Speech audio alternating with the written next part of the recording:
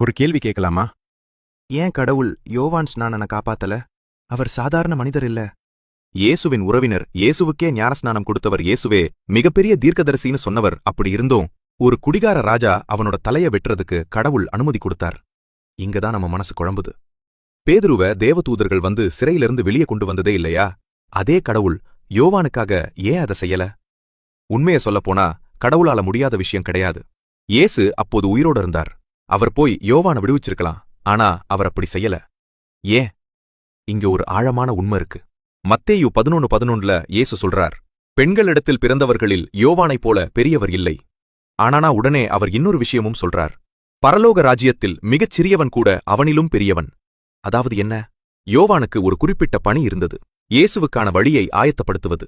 அந்த பணி முடிஞ்சதும் அவரோட பணி முடிந்தது. ஆனா இதுல இன்னும் ஆழமான ஒரு விஷயம் இருக்கு. யோவான் எப்படி இறந்தார் தெரியுமா? அவர் தப்பா வாழ்ந்ததுனால இல்ல, உண்மையா வாழ்ந்ததுனால.